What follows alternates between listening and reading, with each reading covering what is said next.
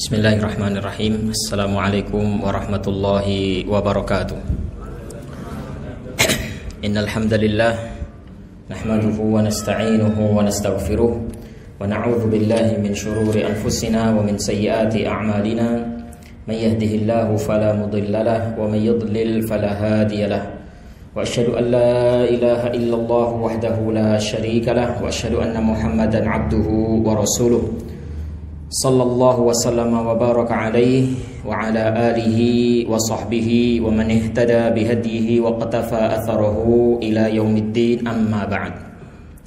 Kaum muslimin dan muslimat, para ikhwah dan akhwat yang dirahmati Allah Subhanahu wa taala, alhamdulillah dengan limpah nikmat dan taufik dari Allah Subhanahu wa taala kita bisa melanjutkan kajian kita bersama pelajaran Al-Qawaid Al-Fiqhiyah.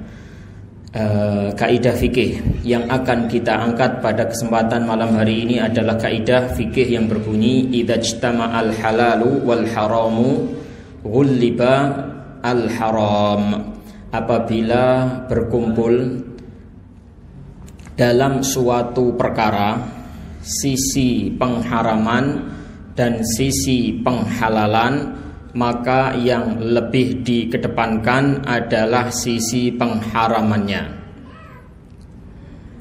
Bisa diulangi ayuhal ikhwah.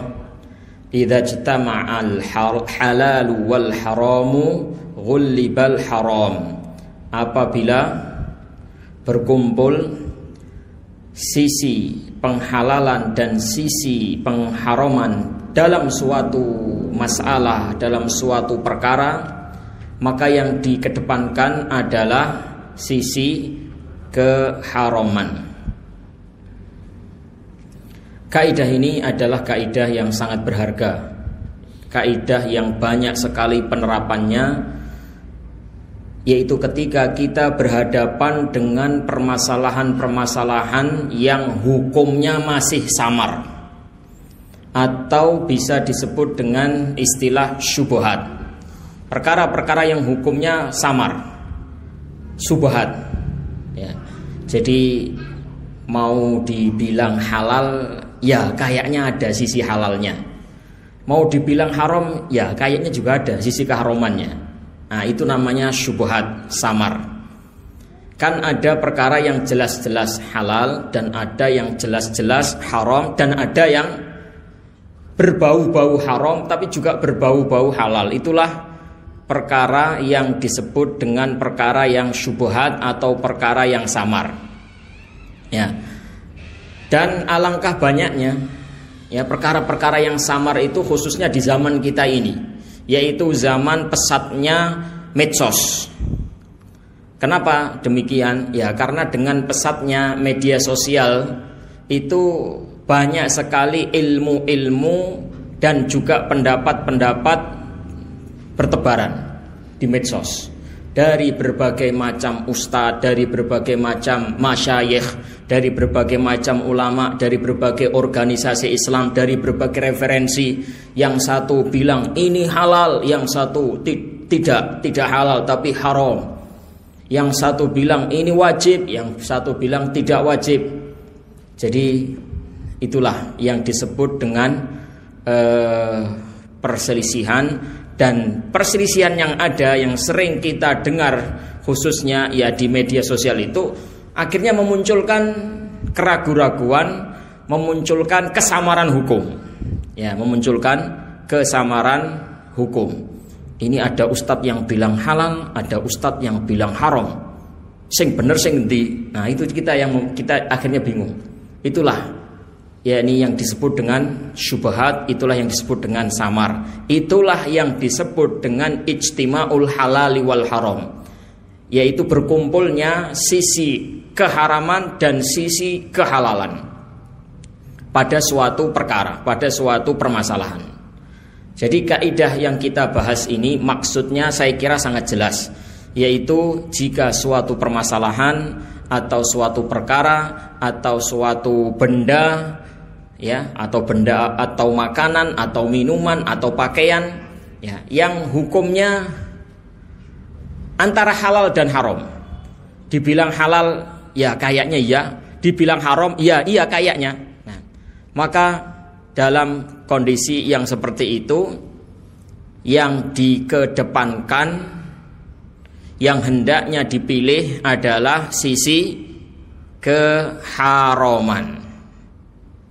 Jadi kita jauhi saja perkara itu, ya, kita tinggalkan saja, ya, kita anggap itu haram, kita tidak lakukan, dah itu saja. Baik, apakah sikap yang seperti ini berdasar? Ya, berdasar, jelas sekali dasar dari sikap yang seperti ini. Di antaranya adalah sabda Rasulullah SAW di dalam sebuah hadis yang sangat masyhur, hadis An-Nu'man ibnu Bashir radhiyallahu taala anhu. Hadis An-Nu'man ibnu Bashir radhiyallahu taala anhu. Nah, dia berkata bahwasanya Rasulullah sallallahu alaihi wasallam bersabda, "Innal halala bayyinun wa innal harama bayyinun wa bainahuma umurun mustabihat la ya'lamuhunna katsirum minan nas." Sesungguhnya yang halal telah jelas dan yang haram juga telah jelas.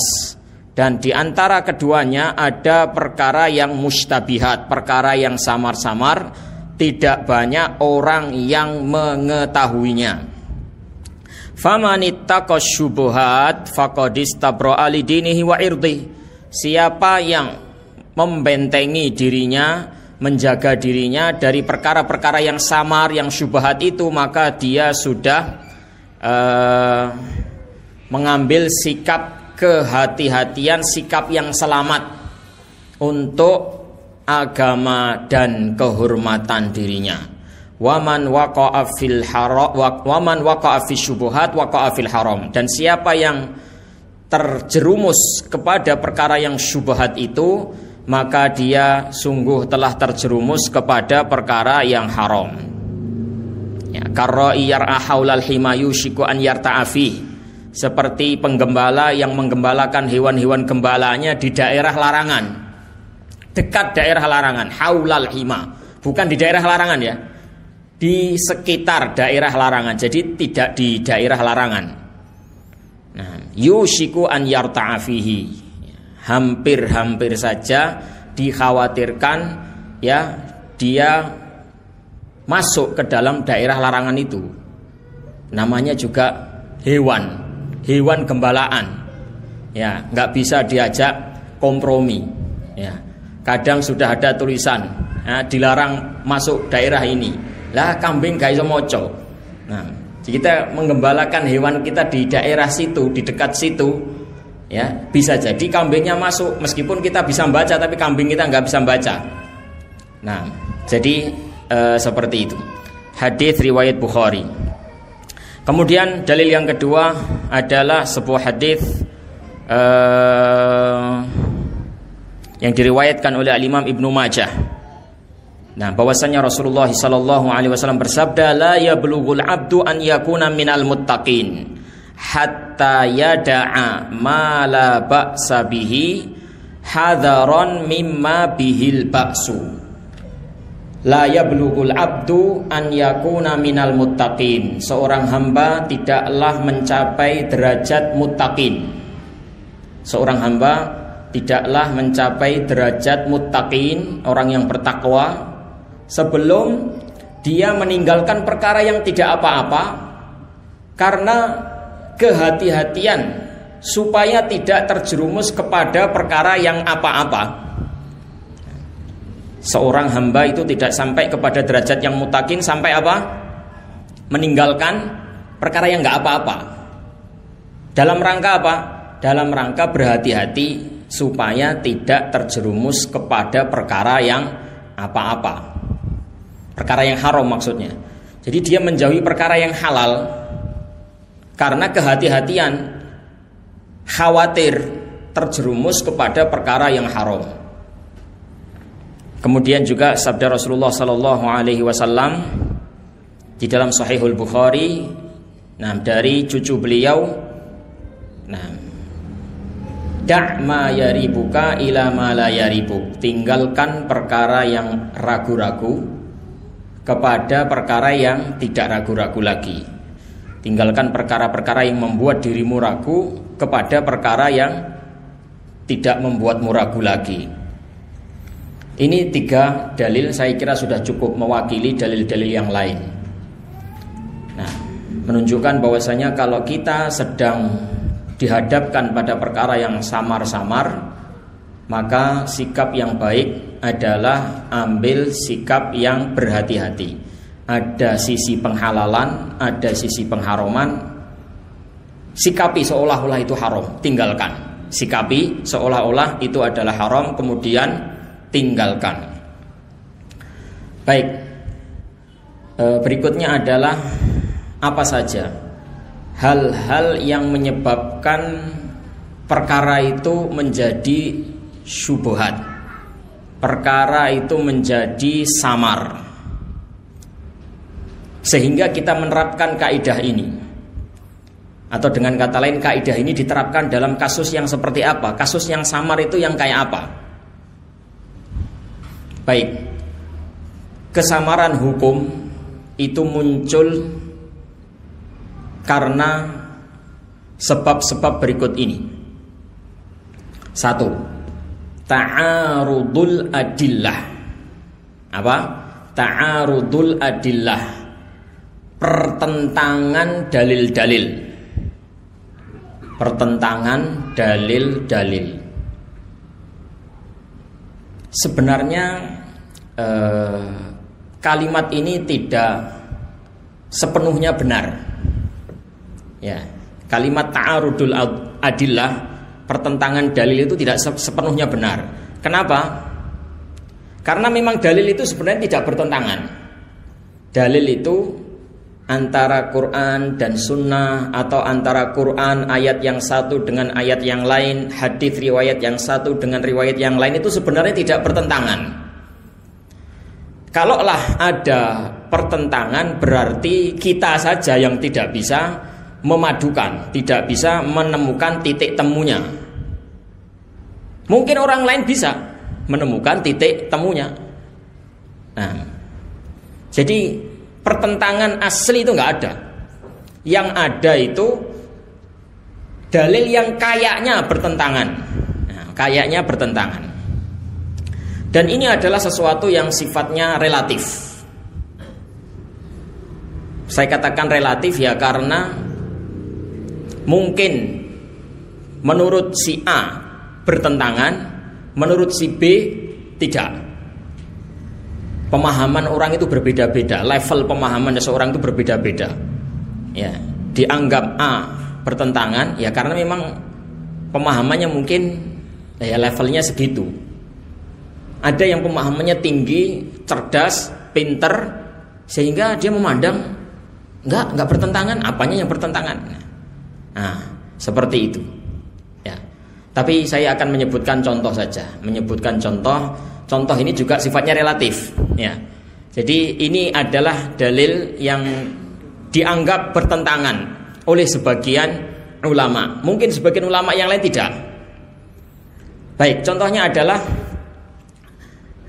tentang larangan memakan binatang buas bertaring. Nah, Rasulullah sallallahu alaihi wasallam an akli kulli dzinabin minas siba. Rasulullah sallallahu alaihi wasallam melarang memakan binatang buas yang bertaring. Sementara di dalam Al-Qur'an disebutkan uhillalakum saydul bahri wa ta'amuhu mata'an lakum walisayyarah. Uhillalakum saydul bahri, dihalalkan bagi kalian hewan perairan, hewan yang tinggal di air. Nah, ini penerapannya seolah-olah bertentangan jika dibawa kepada penerapan kepada buaya. Nah, buaya bukan Pak Ayah. Buaya. Buaya itu buas bertaring apa enggak? Buas bertaring. Dan dia hewan air apa enggak? Hewan air. Nah, di situ. Jadi dia itu halal apa haram? Kalau hewan yang buas bertaring itu haram. Kalau hewan air itu halal. Nah, terus buaya halal apa haram? Ya, jadi dua sifat itu ada. Dia mau disebut hewan air bisa, halal berarti. Tapi dia binatang buas bertaring. berarti haram. Ya. Nah, itu contoh ta'arudul adillah. Ya. Baik, berikutnya. Salat tahiyatul masjid di waktu-waktu terlarang. Nah, ada larangan untuk salat sunnah di waktu-waktu tertentu, yaitu ketika matahari terbit atau dalam riwayat lain disebutkan mulai ba'da subuh sampai matahari meninggi. Sampai matahari meninggi setinggi tombak. Itu waktu terlarang untuk sholat sunnah. Kemudian ketika ba'da asar sampai matahari tenggelam. Satu lagi apa? Ketika matahari di tengah-tengah. Nah, sholat sunnah dilarang dikerjakan di 3 waktu itu. Tapi kalau kita melihat hadis tentang tahiyatul masjid, seolah-olah itu mengajarkan supaya kita sholat tahiyatul masjid itu kapan saja kita masuk masjid. Idza dakhala ahadukumul masjid fala yajlisanna hatta yarka' rak'atain. Apabila kalian masuk masjid, maka jangan duduk sebelum kalian sholat 2 rakaat. Nah, pertanyaannya, kalau kita masuk masjid ba'da asar atau kita masuk masjid dalam posisi matahari berada di tengah-tengah, yaitu beberapa menit sebelum zuhur, masuk masjid pas saat itu. Nah, kalau kita pakai hadis yang kedua tadi, apabila kalian masuk masjid jangan duduk sampai sholat 2 rakaat, berarti ya sholat. Karena kapan saja masuk masjid. Jika kalian masuk masjid, kapan saja. Nah, kalau pakai hadis yang sebelumnya, larangan sholat di 3 waktu, berarti kita tidak sholat. Nah, jadi sholat atau enggak?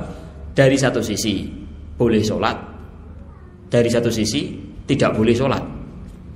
Nah, ini contoh ta'arudu al-adillah, yakni pertentangan dalil, yakni ketika diterapkan di suatu permasalahan, ya. Dan masih banyak contoh-contoh yang lainnya lagi. Sebab kedua, ya, sebab kedua, yaitu apa? Sebab kedua adalah penerapan dalil di dalam kasus lapangan. Ya, penerapan dalil di dalam kasus lapangan. Ini artinya dalil itu sebenarnya tidak bertentangan. Tidak ada pertentangan dalil. Hanya saja di dalam penerapan dalil tersebut ke medan, ke lapangan, itu akhirnya apa? Terjadi kesamaran. Contohnya, di dalam Al-Quran disebut tentang Rasulullah, wa yuhillu lahumut thayyibat wa yuharrimu alaihimul khaba'ith. Rasulullah datang untuk menghalalkan yang thayyibat, yang baik-baik, dan mengharamkan yang khaba'ith, yang khabith, yang menjijikkan. Ini dalil yang sangat jelas, ini dalil yang sangat gamblang, ya.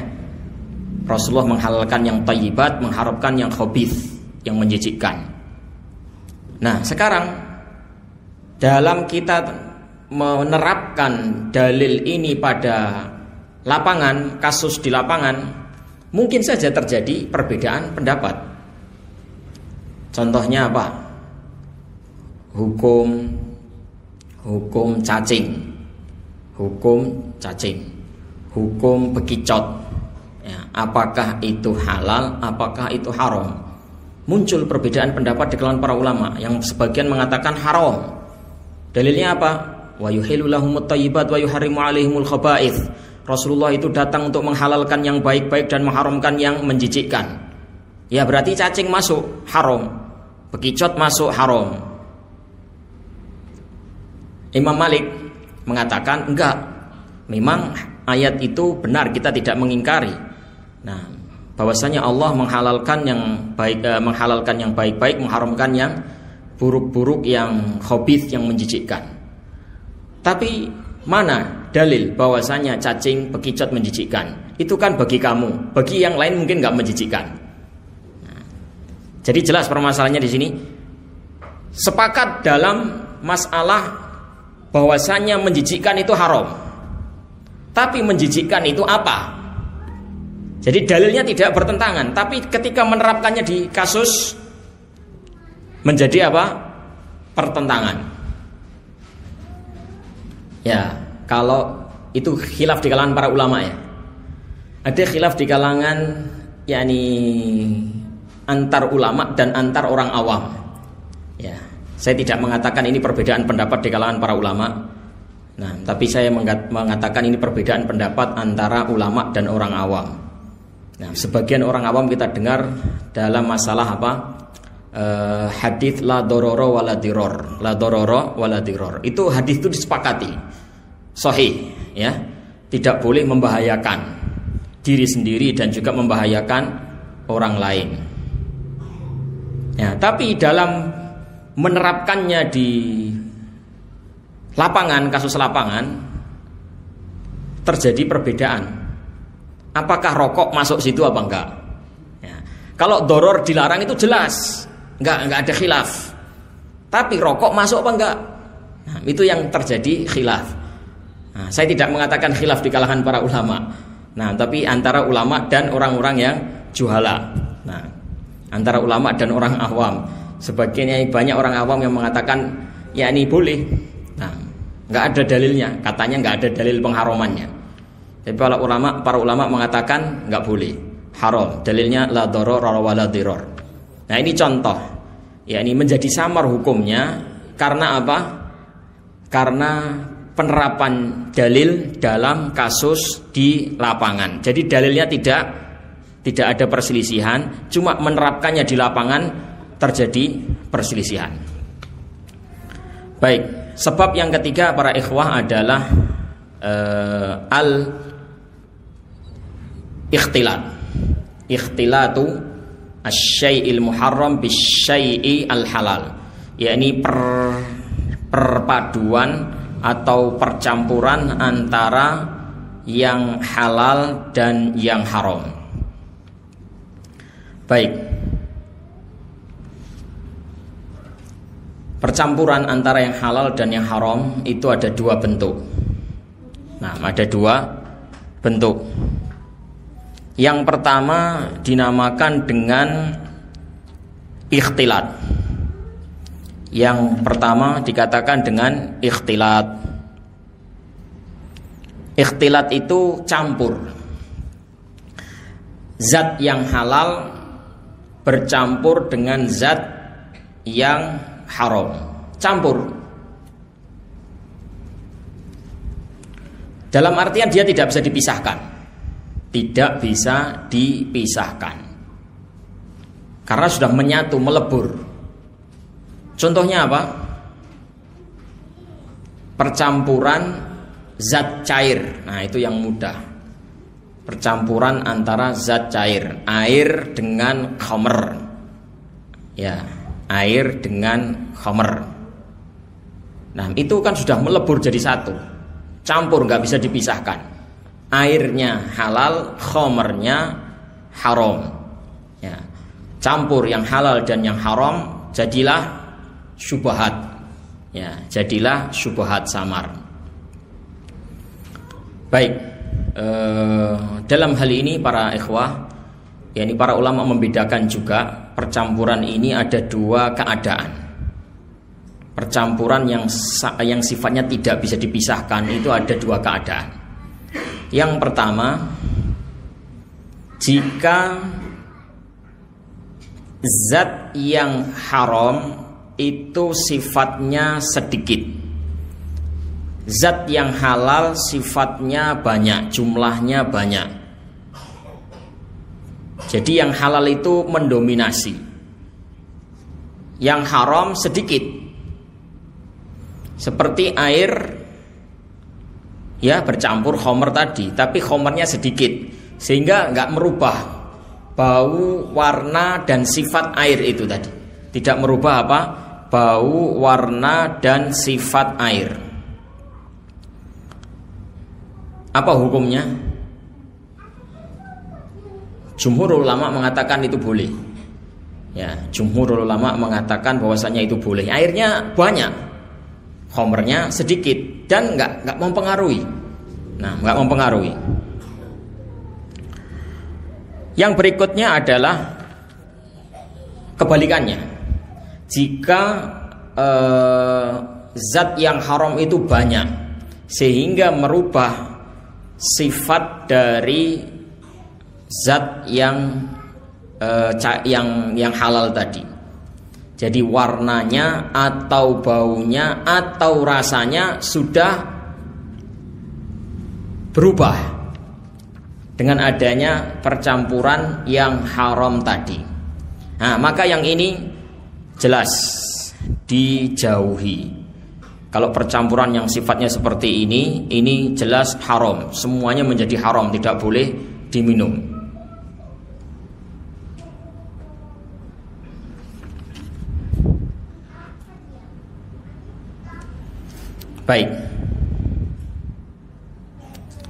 Baik, berikutnya yang kedua. Yang kedua dari apa ini?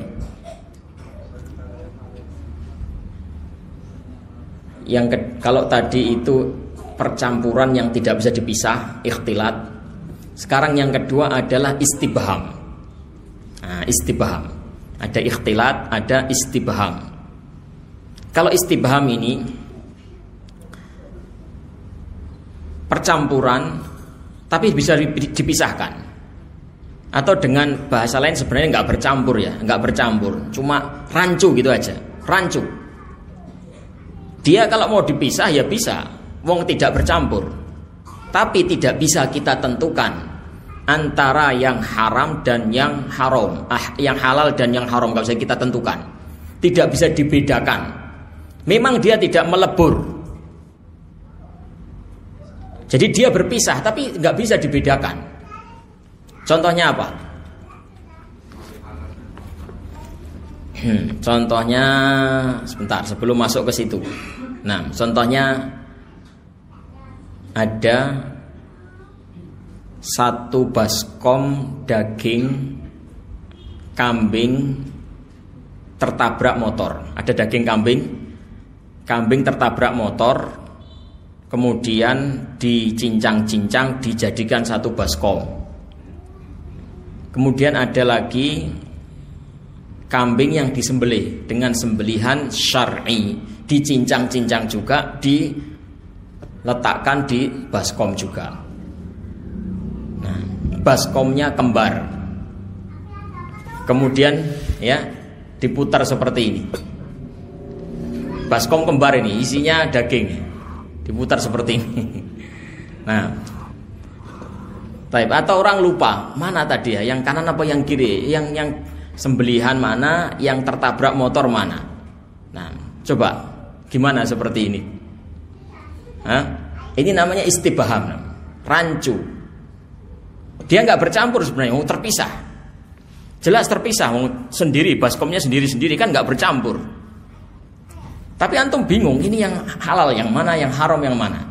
Bisa dibedakan dengan yang pertama tadi ya. Kalau pertama tadi ikhtilat, campur, melebur, nggak bisa dipisah. Ini dipisah bisa, jelas berpisah. Tapi tidak tahu mana yang halal, mana yang haram. Nah, baik. Apa hukumnya ikhtilat semacam ini? Istibham yang semacam ini.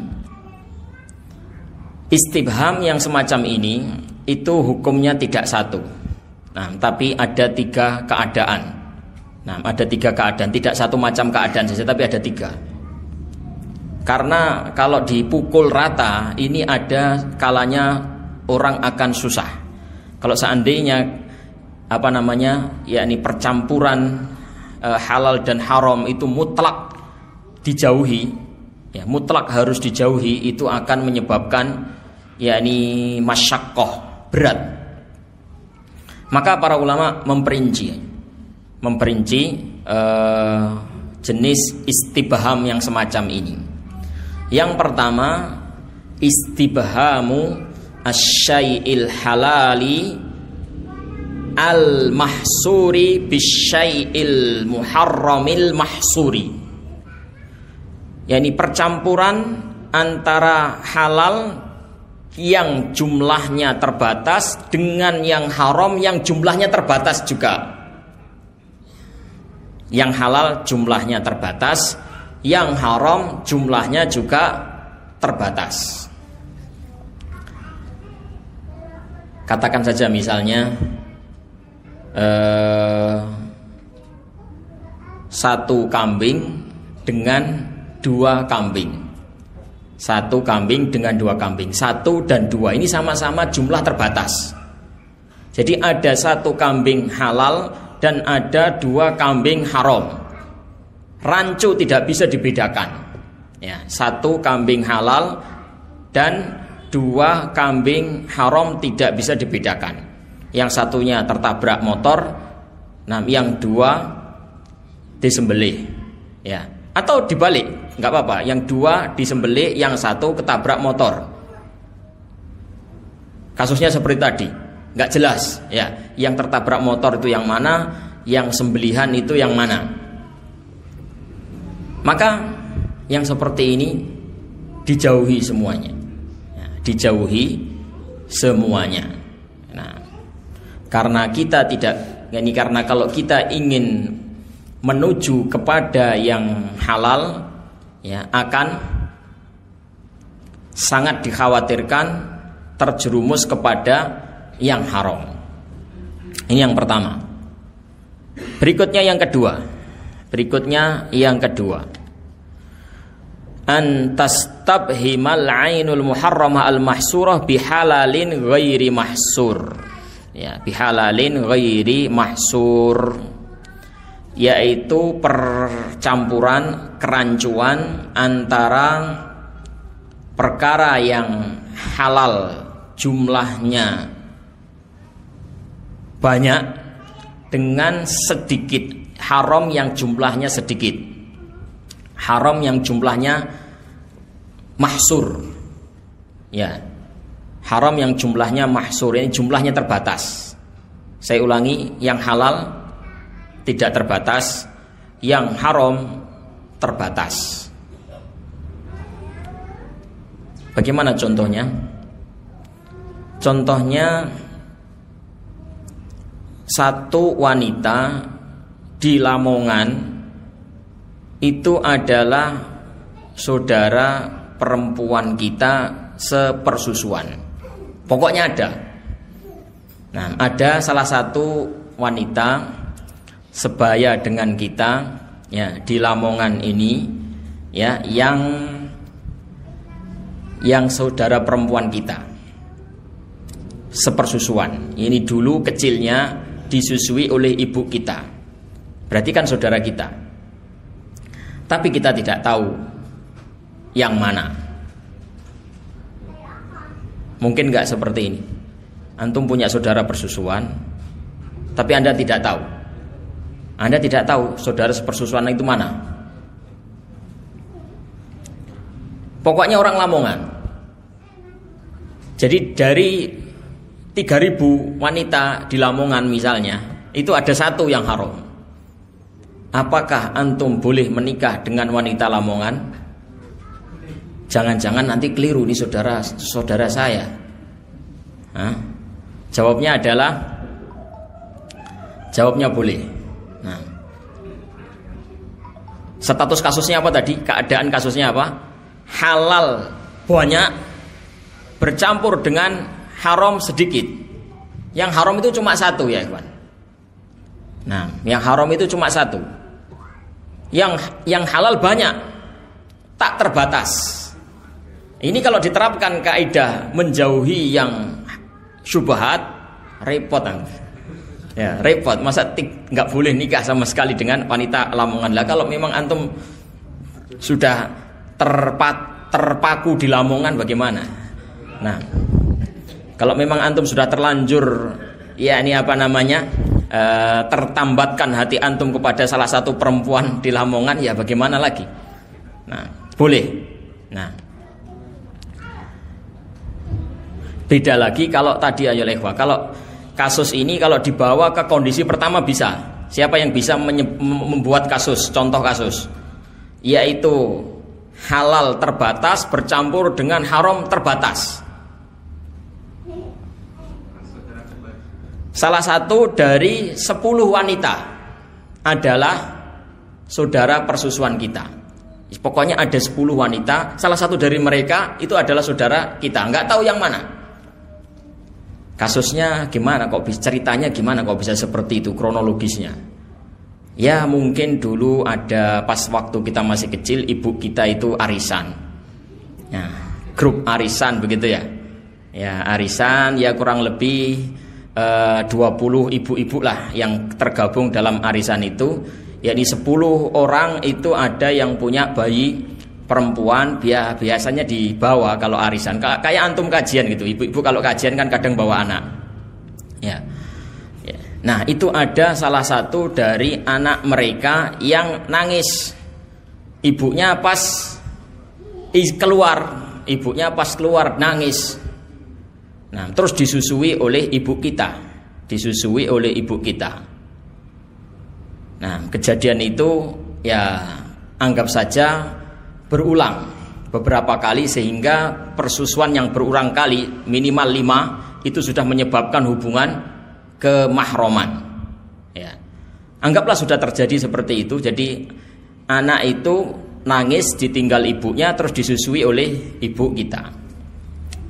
Ya sudah 30 tahun kejadiannya, 30 tahun yang lalu. Ya kita nggak tahu, tidak dicatat oleh ibu kita, tidak tidak diingat. Pokoknya ada salah satu dulu temanku. Nah ibu kita cerita, ada salah satu dari teman ibu. Nah itu anak mereka itu adalah mahram kamu. Siapa bu namanya bu? Mbu, ibu ya gak kelingan. Nah, jadi ada bayi perempuan yang disusui oleh ibu kita. Ibu kita nggak tahu. Pokoknya antara wanita itulah, wanita 10 itulah. Yang punya anak dulu itu 10. Tapi yang saya susui saya lupa siapa. Nah, kalau nggak si A, si B, si C, si D ya si J. Nah A, B, C, D sampai J, pokoknya 10. Salah satu dari 10 itu adalah saudara kamu. Nah, bu ibu juga nggak tahu. Maka haram bagi antum untuk menikah dengan salah satu dari 10 wanita anak ibu-ibu tadi, temannya ibu arisan antum, temannya arisan ibu antum tadi. Nah ini masih bisa dihindari ya, cuma 10 saja, antum cuma menghindari 10 saja. Nah kalau 1000 tadi nggak bisa, 3000 tadi nggak terbatas jumlahnya. Baik, yang ketiga sekarang. Antas tabhimal ainal muharramah ghairil mahsurah bihalalin ghairi mahsur. Ketika terjadi kerancuan hal-hal yang halal banyak dengan yang haram ya banyak. Ada yang halal banyak, ada yang haram banyak juga. Tidak terbatas, sama-sama tidak terbatas. Apa contohnya?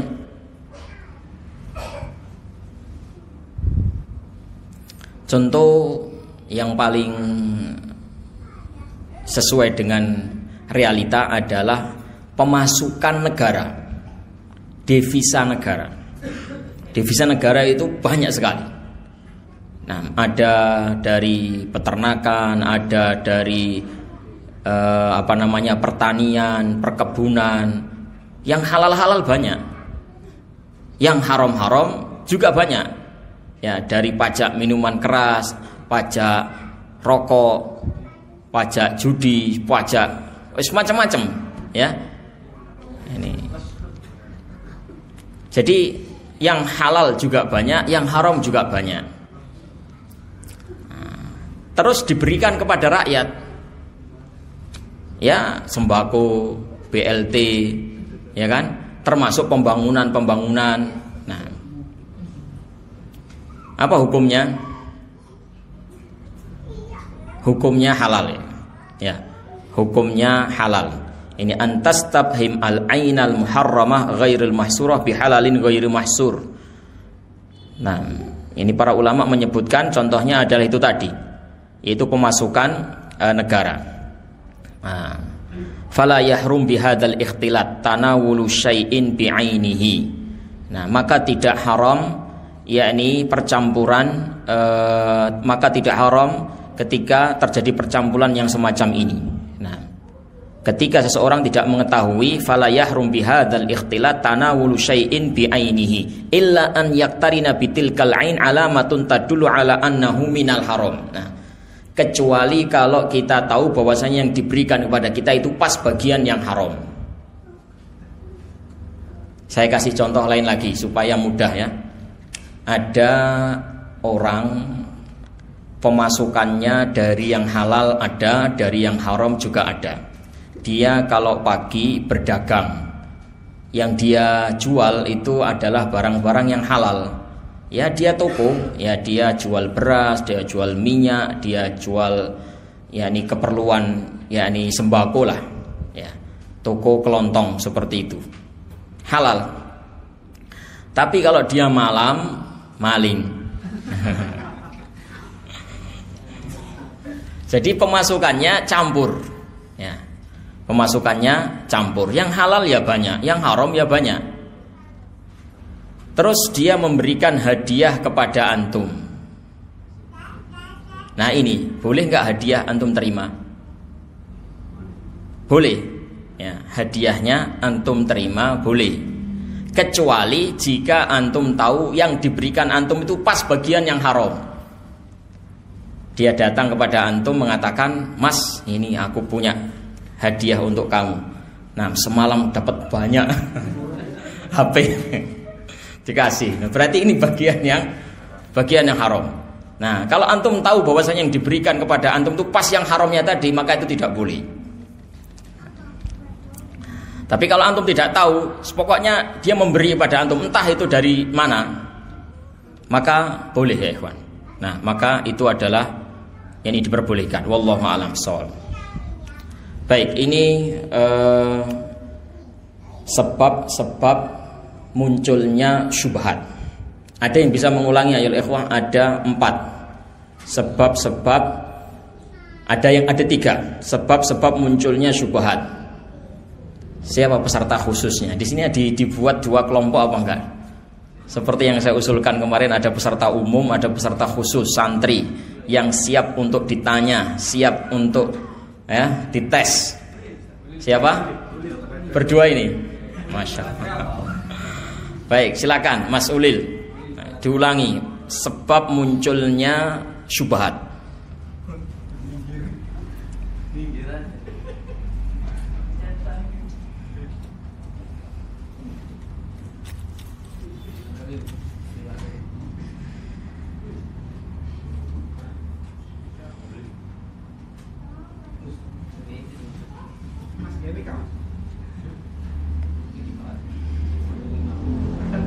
Ya, antum nyatet tadi. Hilang catatannya. Apa yang pertama? Munculnya syubhat yang pertama, adanya pertentangan dalil. Ya, yang kedua, adanya yakni ikhtilaf, perbedaan di dalam penerapan dalil di kasus lapangan. Yang ketiga apa? Yakni percampuran antara yang halal dan yang haram. Percampuran halal dan haram ada berapa? Ada 2 lagi. Yang satu percampuran yang sifatnya belum sampai situ dulu. Belum sampai situ. Percampuran yang pertama adalah percampuran yang melebur, nggak bisa dipisah. Ya, ikhtilat. Percampuran yang ikhtilat. Ya. Percampuran yang ikhtilat, percampur lebur, nggak bisa dipisah. Nah, baru antum bagi lagi menjadi 2. Yang percampuran yang tidak bisa dipisah, yang bercampur lebur itu ada 2. Yaitu apa? Kalau banyak, yang haram itu banyak dan yang halal sedikit, sehingga yang haram tadi mempengaruhi, maka ini jadinya haram. Terus yang kedua, yang halal banyak, haramnya sedikit sehingga tidak berpengaruh. Contohnya air bercampur dengan khamr, khamrnya sangatlah sedikit. Ya, khamrnya sangatlah sedikit sehingga air itu tidak berubah. Kalau antum melihat begini, ya air, warnanya warna air, diminum rasanya ya rasa air. Walaupun ada khamrnya tapi tidak mempengaruhi. Nah, apa itu hukumnya? Jumhur ulama mengatakan itu adalah halal. Imam Malik mengatakan itu adalah haram. Jumhur ulama mengatakan itu adalah halal, sementara pendapat yang dipegang oleh Imam Malik atau sebagian Malikiyah adalah bahwasannya itu adalah haram. Fuqahaul Malikiyah afta bi adami jawazi tanawuli tilkal atimah al mukhtalatah bima huwa muharram. Ini fatwa dari sebagian ulama Malikiyah mengatakan itu adalah haram. Contoh yang nyata apa? Ya. Contoh yang nyata dalam dunia kita yang banyak diperbincangkan oleh para ulama itu adalah obat batuk yang ada campurannya alkohol. Ya. Tapi itu perlu diperbincangkan dulu, alkohol itu sendiri apa? Ya. Apakah alkohol yang dimaksud di situ adalah khamr atau tidak? Seandainya anggaplah misalnya itu adalah khamr, nah dan kadarnya itu adalah sedikit. Nah, kadarnya sedikit, biasanya berapa itu? Berapa persen? 0, berapa gitu ya. Nah, itu kalau seandainya zat itu dimasukkan ke dalam air, kira-kira tidak merubah air itu, ya, maka itu menurut jumhur ulama boleh. Tapi menurut Imam Malikiyah, sebagian ulama Malikiyah itu tidak boleh, tetap tidak boleh. Nah, kalau pengen berhati-hati ya tidak. Dan alhamdulillah banyak yang tidak beralkohol. Baik. Itu ikhtilat ya. Ya, percampuran ikhtilat. Sekarang percampuran berikutnya apa? Istibham, percampuran istibham, yaitu tidak melebur. Dia berpisah tapi rancu, mau dibedakan yang halal dan yang haram nggak bisa. Berapa? Ayo lanjut kembali ke ya ini Mas Ulil. Nah, berapa? Ada berapa keadaan tadi? Ada 3 keadaan. Ya, yang pertama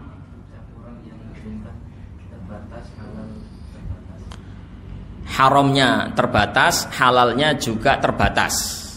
Hukumnya jadinya apa? Jauhi haram semua. Ya, jauhi haram semua. Contohnya tadi yaitu salah satu dari 10 wanita adalah mahram kita. Kita tidak boleh menikah dengan mereka. 10-10-nya nggak boleh dinikahi. Salah satu dari mereka karena ada yang saudara kita nggak tahu pasnya siapa. Nah, ya, yang kedua,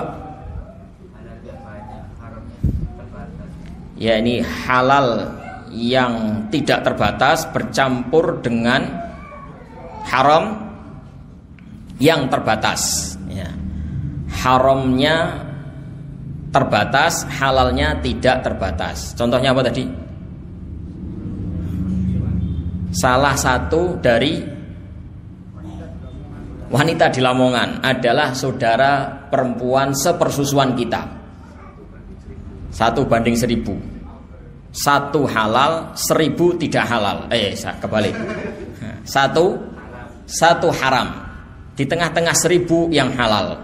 Maka boleh kita menikahi salah satu dari wanita yang ada di Lamongan itu. Nah, yang ketiga,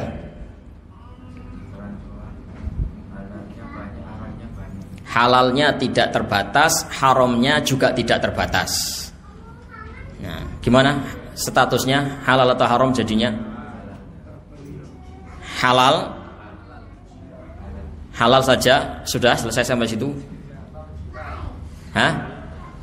Halal asalkan yang sampai kepada kita itu bukan benda yang jelas haramnya. Kalau jelas itu adalah bagian yang haramnya, maka tidak boleh.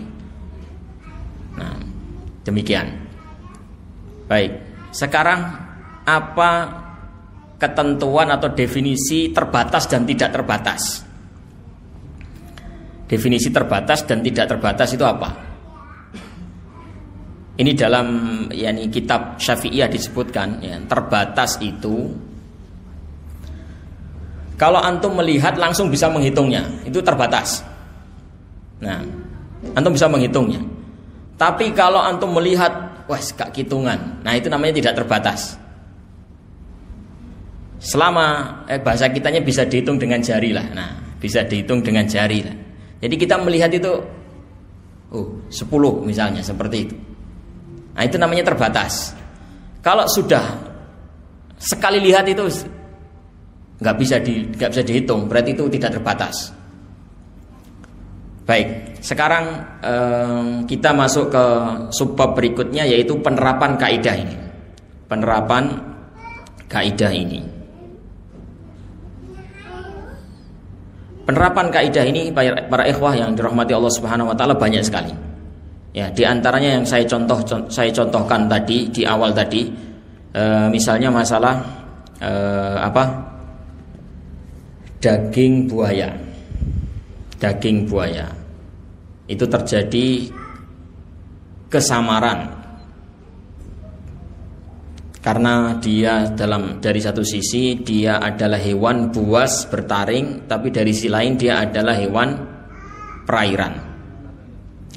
Maka antum bisa terapkan kaidah ini jika antum tidak bisa merojihkan. Jika antum tidak bisa merojihkan, antum bisa terapkan kaidah ini. Nah, mau dibilang haram kayaknya iya, mau dibilang halal kayaknya juga iya. Piye? Antum nggak usah merojihkan, nggak usah makan. Nah, seperti itu ya. Nah, penerapan berikutnya, hukum musik misalnya. Hukum musik, kalau orang mengikuti ucapan-ucapan tokoh-tokoh agama di YouTube, banyak sekali yang berbicara. Ada yang mengatakan haram, ada yang mengatakan halal. Orang yang baru hijrah mungkin bingung. Nah, bisa menerapkan kaidah ini, yaitu apa? Ya sudah, tinggalkan saja. Tinggalkan saja musik, kan beres. Tinggalkan saja musik, beres. Ada yang mengatakan haram, ada yang mengatakan halal. Ya wis, gak usah. Nah, antum dengan memilih pendapat yang haram, antum menjauhi musik, antum tidak salah di mata dua kelompok ulama. Yang mengatakan musik haram, memandang antum sudah benar. Nah, yang mengatakan musik halal, memandang antum ya sudah benar. Nah, antum nggak bermusik kan benar juga, walaupun musik halal. Nah, walaupun anggap saja menurut dia adalah halal, tapi antum nggak bermusik kan nggak salah. Jadi antum tidak disalahkan oleh kelompok manapun.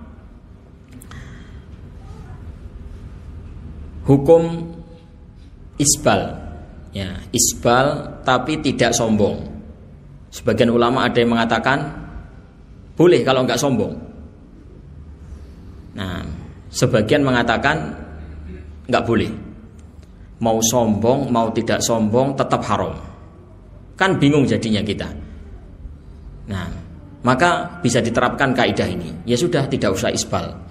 Selesai masalah. Nah, kita tidak disalahkan oleh dua kelompok ulama yang mengatakan isbal tidak sombong haram. Melihat antum tidak isbal, mereka tidak menyalahkan antum. Yang mengatakan bahwasannya isbal tidak sombong adalah boleh, melihat antum juga tidak menyalahkan. Ya, mereka membolehkan juga. Nah, mereka menganggap antum sudah benar kalau antum tidak isbal. Masalah potong jenggot juga. Potong jenggot ada yang mengatakan haram, ada yang mengatakan boleh. Ya, gampang saja. Ya sudah, nggak usah potong, gitu aja. Antum tidak disalahkan oleh dua kelompok ini. Dan terapkan hukum itu pada banyak sekali permasalahan yang antum bingungkan, yang antum ragu-ragu hukumnya. Selama bisa diambil jalan kehati-hatiannya, maka itulah yang terpuji, sikap yang terpuji. Jadi ini bisa diterapkan dalam kasus perbedaan pendapat yang di situ ada jalan keluar berupa pendapat yang berhati-hati. Ini tidak bisa diterapkan dalam kasus yang nggak ada jalan keluarnya, tidak hati-hatinya, yakni solusi untuk kehati-hatiannya itu nggak ada. Contoh, idza sajada ahadukum fala yabruku kama yabrukul ba'ir wal yata' yadaihi qabla rukbataihi. Apabila kalian sujud, maka jangan bersujud seperti unta.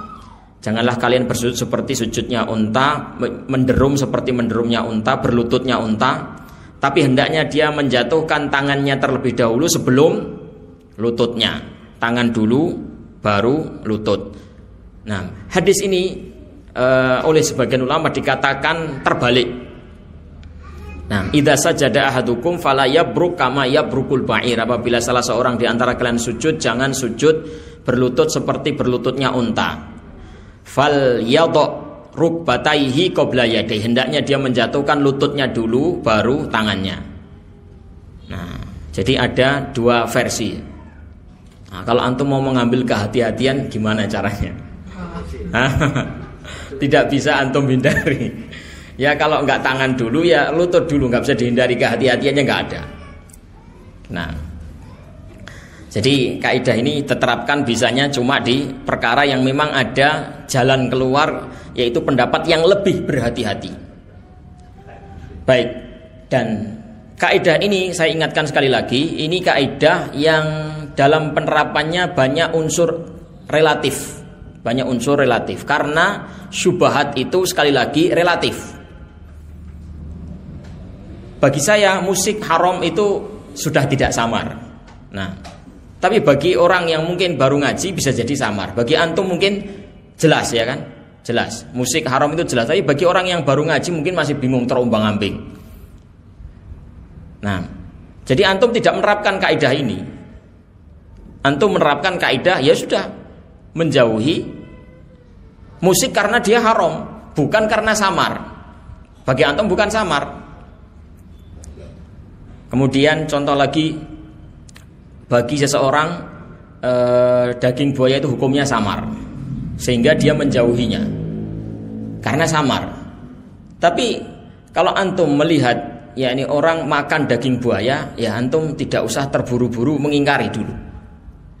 Loh, kan kaidahnya kalau samar-samar kan dijauhi. Iyo, samar kamu, bagimu samar, bagiku gak samar. Bisa jadi begitu. Bagi seseorang kadang sudah rojih, dia jelas itu halal, dia memakannya misalnya. Nah, dia memakannya. Kalau dia ditanya mungkin jawabnya adalah ini hewan perairan. Nah, ini adalah hewan air. Semua yang ada di air, hewan-hewan yang asli hidup di air itu adalah halal. Buaya termasuk itu. Hewan air ya, ini hewan yang habitatnya di air. Itu halal. Bukan ayam yang kecemplung air terus mati. Nah, di hewan asli air itu halal ya. Nah, buaya masuk situ menurut dia. Dan memang ada sebagian yang menghalalkan seperti itu. Antum tidak usah kaget. Nah, tapi kalau antum tidak bisa merojihkan, maka yang antum ambil adalah sikap yakni menjauhi buaya tadi. Ya, itu ayat ikhwah yang bisa kita bahas dalam kesempatan malam hari ini.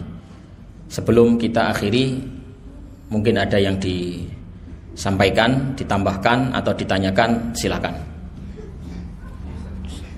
Betul. Yang belakang dulu, angkat tangannya duluan yang belakang. Waalaikumsalam. Tadi dijelaskan masalah kaidah percampuran yang ikhtilaf ketika unsur haramnya sedikit dan halalnya mendominasi. Tadi kan kuncinya halal. Apakah ya kalau misalkan kita terapkan pada air kecipratan najis, ya,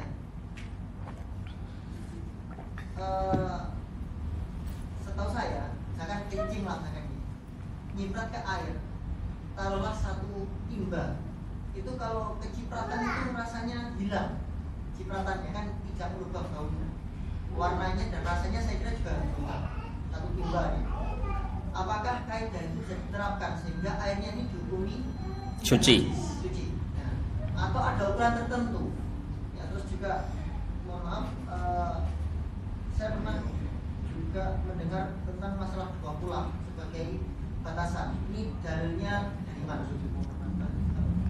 Baik, pertanyaan yang pertama, apakah ini bisa diterapkan di air? Iya, diterapkan di air karena itu adalah al-maqis alaihi, itu hukum aslinya. Jadi memang permasalahan aslinya, yakni para ulama yang mengatakan percampuran antara zat cair yang haram sedikit dengan bercampur dengan zat cair yang banyak dan tidak merubah. Nah, yaitu contohnya adalah air dengan khomernya sedikit. Itu mereka berbicara halal haram. Itu adalah diambil dari hukum air itu tadi. Jadi mereka mengkiaskan dengan hukum air yang seperti antum sebutkan tadi. Ini air banyak, kecipratan, air kencing sedikit.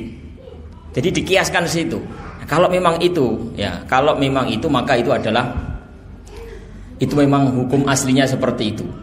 Itu lebih jelas daripada yang saya sebutkan tadi. Pertanyaan, yakni permasalahan yang antum bawakan ini adalah permasalahan yang lebih jelas daripada permasalahan yang saya bawakan. Karena memang itu hukum aslinya. Yakni Rasulullah SAW bersabda, al-ma'u tahurun la yunajjisuhu syai'. Air itu suci, tidak ada yang menajisinya sesuatu apapun. Tidak ada sesuatu apapun yang bisa menajisinya kecualinya ini tidak ada di lafadz hadis, tapi ini adalah ijma para ulama. Illa idza ghayyara launahu au ta'mahu au rihahu. Kecuali apabila merubah, yakni zat najis tadi merubah salah satu dari tiga yakni sifatnya, yaitu baunya, rasanya, atau warnanya. Salah satu saja, bukan tiga-tiganya. Nah, salah satu saja ada yang berubah, maka itu baru berubah menjadi najis. Kalau tidak, ya tidak. Jadi itu permasalahan, ya. Permasalahan utama yang tadi, permasalahan yang kita bahas di kitab tadi itu dikiaskan ke situ. Jadi permasalahan yang antum tanyakan itu lebih kuat, bahwasanya itu tidak najis. Nah, bagaimana dengan dua kullah? Ya, dua kullah. Ya, memang ada perbedaan di kalangan para ulama tentang masalah dua, yakni kullah. Saya kurang ingat tepat tentang dua kullah itu, kurang lebih sekitar 160-an liter dua kullah itu, kalau tidak salah, wallahu alam. Yakni kurang lebih seperti itu. Nah, mereka mengatakan bahwasannya kalau air itu kurang dari dua kullah, tidak berubah pun dia bisa najis. Dengan kecampuran najis bisa najis. Kalau apa? Kurang dari dua kullah. Apa dalil mereka? Dalilnya hadis sahih. Idza balagal ma'u qullataini lam yahmilil khabath. Apabila air itu sudah mencapai dua kullah, maka dia tidak mengandung najis. Berarti kalau kurang dari dua kullah mengandung najis. Nah, itu pendapat yang masyhur di kalangan yakni para ulama yakni Syafi'iyah. Jadi intinya begini para ikhwah. Jadi para ulama itu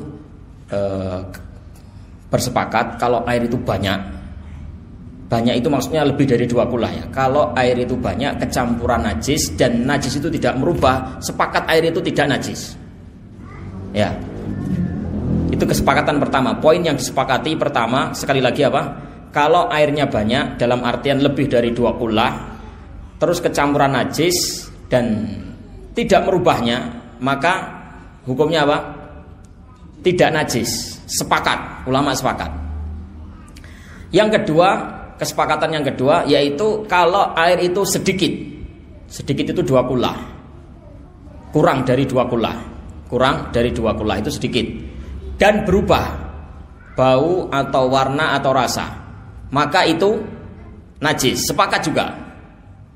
Nah, yang diperselisihkan kalau air itu kurang dari dua kullah tapi tidak berubah, kena najis tapi tidak berubah, dalam madhab Al-Imam Asy-Syafi'i itu yang masyhur di kalangan masyarakat Indonesia itu dihukumi apa? Najis juga walaupun nggak berubah karena kurang dari 2 qullah.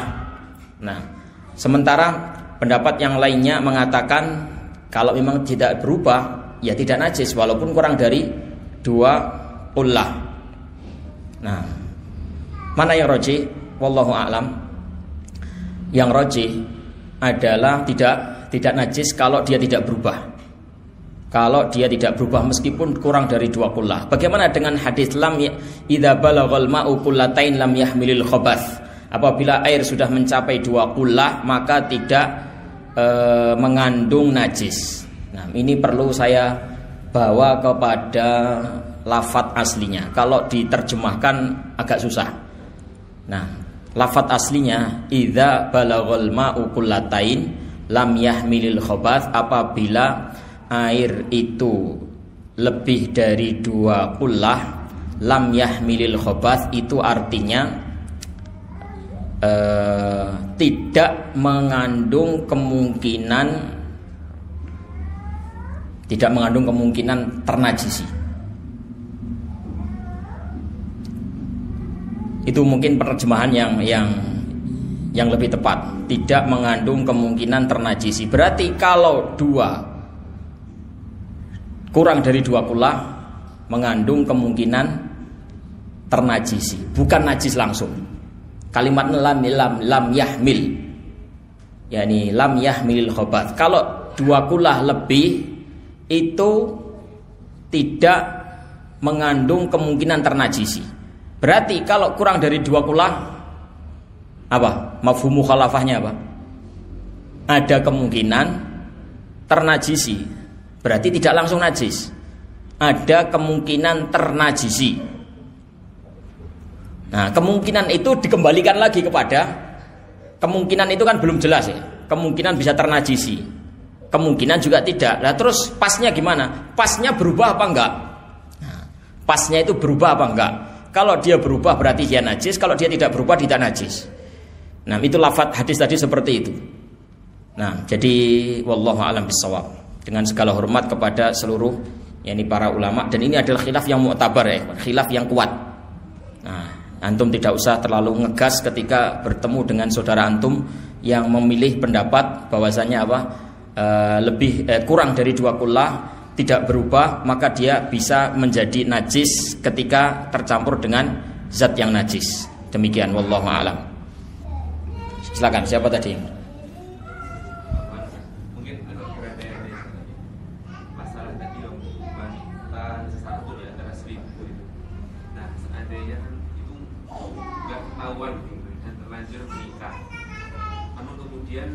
Setelah menikah dan punya anak, tiba-tiba ada sesuatu keadaan yang benar-benar membuat yakin ternyata wanita tersebut adalah saudara sepupu.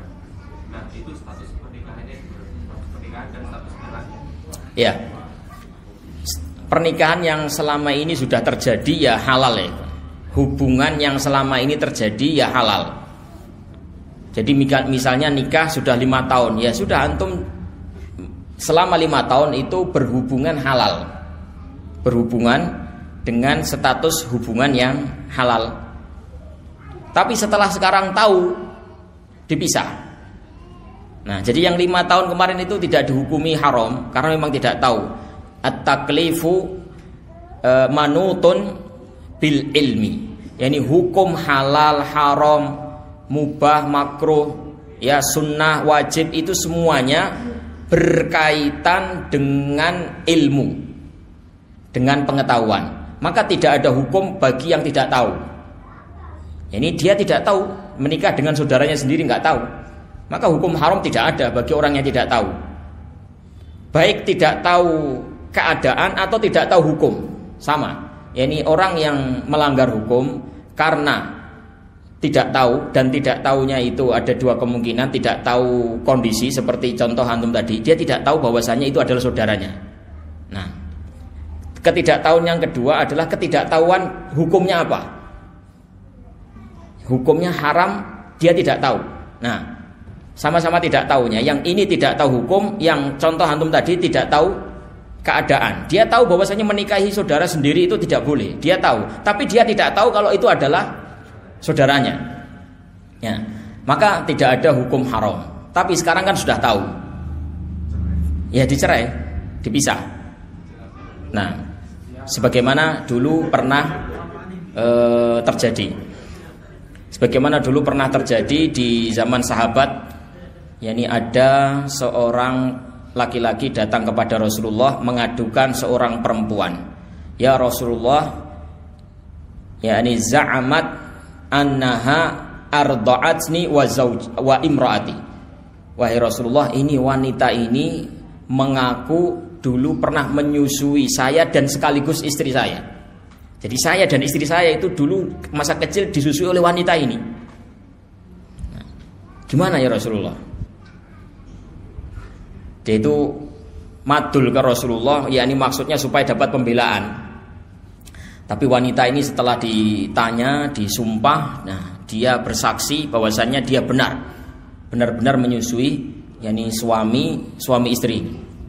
Maka Rasulullah Shallallahu Alaihi Wasallam menjawab, kaifa wa qad qil. Ya, bagaimana lagi? Nah, sudah diucapkan seperti itu, dia sudah mengaku seperti itu dan dia wanita baik-baik, persaksiannya kita terima, ya apalagi? Nah, akhirnya dia dipisah. Ya. Seperti itu. Lah anaknya bagaimana? Ya sudah, ya anak. Ya seperti anak yang yakni seorang bercerai, anaknya ya seperti anak yakni setelah terjadi perceraian. Nah, seperti itu. Bisa jadi walinya, bisa jadi wali nikah. Nah, ini pembahasan lebih lanjut kalau masalah wali. Wallahu alam, saya belum berani menjawab. Nah, nanti aja kalau ada kasus kejadian seperti itu antum tanya saya. Baik. Ini kan belum ada kasus kejadiannya dan hukumnya agak susah. Nanti dijawab sudah saya salah jawabnya, berdosa. Toh kejadiannya tidak ada, kan rugi saya. Kejadiannya nggak ada, saya jawab ngarang-ngarang keliru. Jadi saya cukupkan sampai di sini. Kalau masalah perwalian, masalah nanti selanjutnya anak itu bagaimana, saya yakni belum belum bisa menelusuri masalah itu. Wallahu a'lam. Baik. Yang masalah ikhtilaf tadi, kan sebutkan ada yang halalnya yang banyak dan haramnya yang sedikit. Kalau untuk yang di toko-toko gimana Ustaz?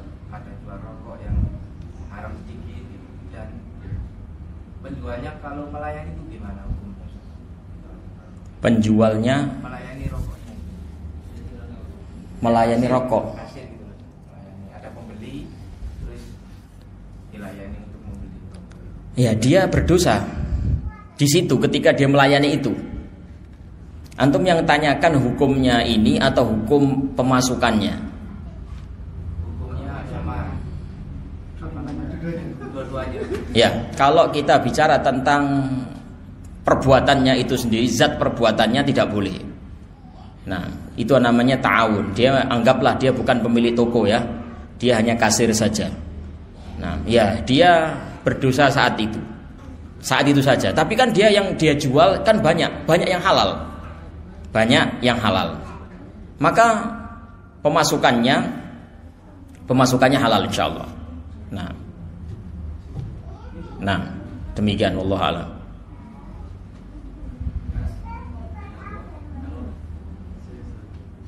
Kalau saudara sepupu tapi saudara sesusuan. Saudara sepupu sesusuan. Ya. Saudara sepupu itu bukan mahram, tapi karena sepersusuan jadinya mahram. Tidak boleh. Terus bagaimana? Kenapa? Pertanyaannya apa? Boleh dinikahi apa enggak? Yang dipakai yang mana ya, kawan? Saudara sepupu tapi sepersusuan. Saudara sepupu. Kalau dilihat dari statusnya sepupu berarti bukan mahram, boleh dinikahi. Kalau dilihat dari statusnya sepersusuan berarti mahram, tidak boleh dinikahi. Nah, mana yang dipakai? Sepersusuan, benar. Kenapa?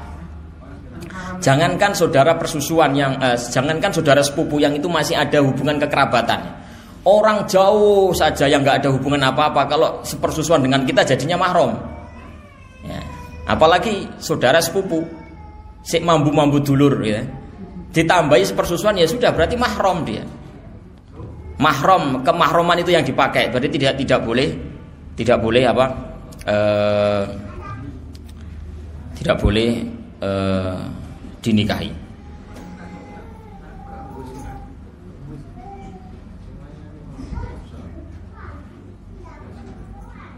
Sudah, baik sampai di sini. Semoga yang kita pelajari malam hari ini bermanfaat. Wassallallahu wassalamu ala nabiyyina Muhammad wa ala alihi wa sahbihi ajma'in walhamdulillahi rabbil alamin.